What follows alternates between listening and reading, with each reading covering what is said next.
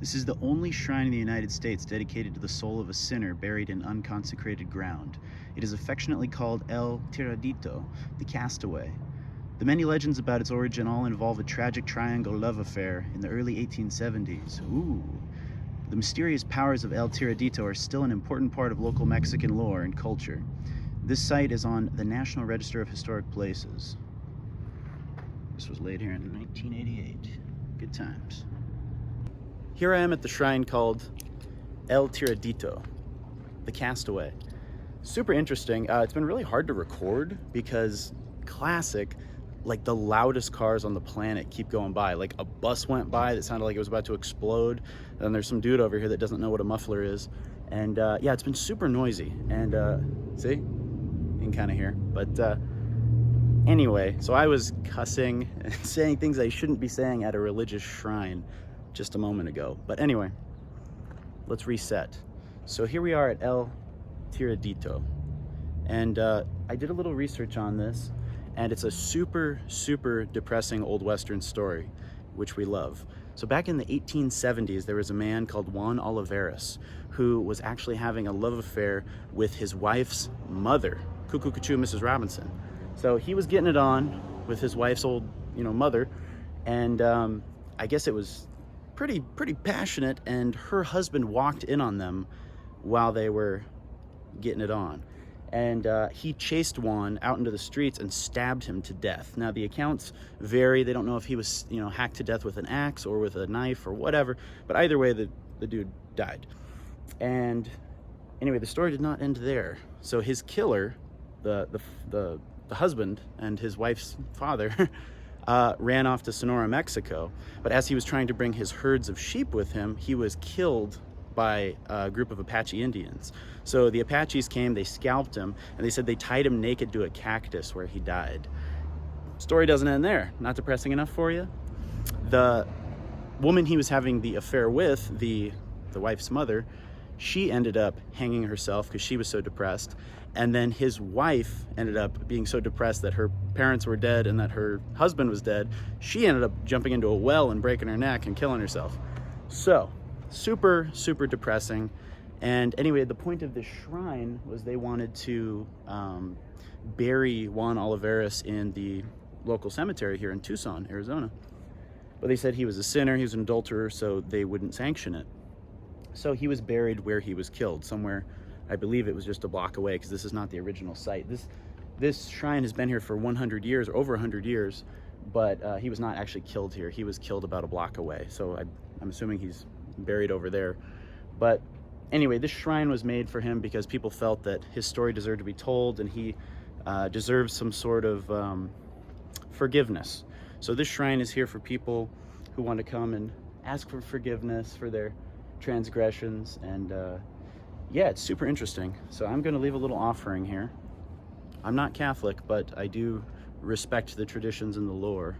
So I'm gonna go ahead and leave a little dime right on top here, right there, for the dime that Juan Olivares was chasing.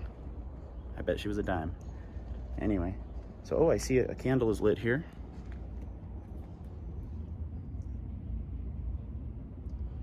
They say if you light a candle here and it stays lit all night, your wish will be granted.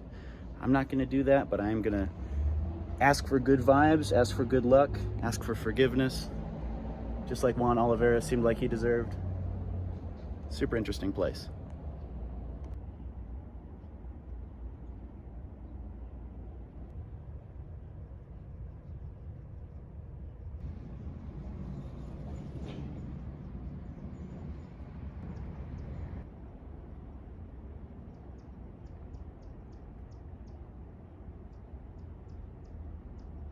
What's very interesting about this historic site is it's just this little shrine right here between two buildings.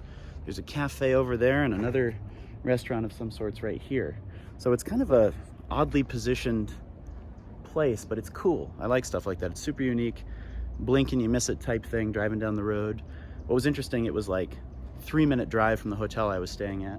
So pretty cool, pretty interesting. I do remember driving by here. I don't remember walking around here, but I do remember coming by this when I was a kid. I want to say I was like, 7 or 8, so it's been a long time. But yeah, pretty interesting stuff. I love Old Western history. I don't know if this is a school or a library, but I think it's a school. I'm getting some serious Back to the Future vibes. Pretty cool. Big, juicy sundial. Ooh. This is kind of interesting. I do remember seeing this long ago. I didn't remember the history of it. But this is pretty interesting, this fountain here, what it signifies. El Ojito, Little Eye Spring. You will not see water here today. The spring has long ago slipped beneath the earth, its source twisted by an earthquake in 1887 and drained by the thirsty population of a growing Tucson. Earliest maps mark this site for explorers of the Southwest. The spring gave a year-round supply of water. El Ojito supplied the soldiers in the Presidio before wells were dug within the fort. People would go to the spring to gather water and wash their clothes. Guards were often necessary at El Ojito to protect the people from the Apache. So my boy here getting some water. I don't feel like reading all this, but you guys can read about it. They had baths here that were set up near El Ojito. You can pause that if you want to read it. But yeah, here's the marker. So yeah, they had these springs set up that people could bathe in for 25 cents. Boy, can you imagine riding around this area on a horse? Coming here for water? Jeez. That would suck. I can go for some water right now, man. I'm pretty thirsty. Some El Ojito water.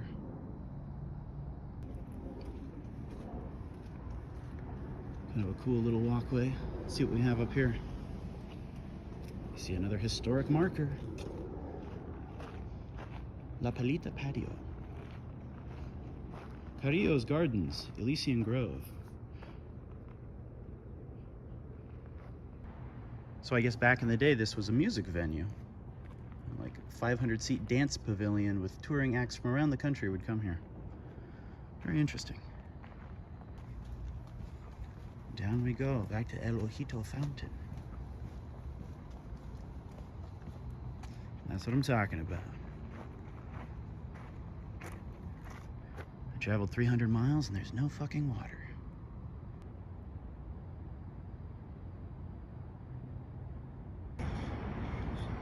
Oh yeah.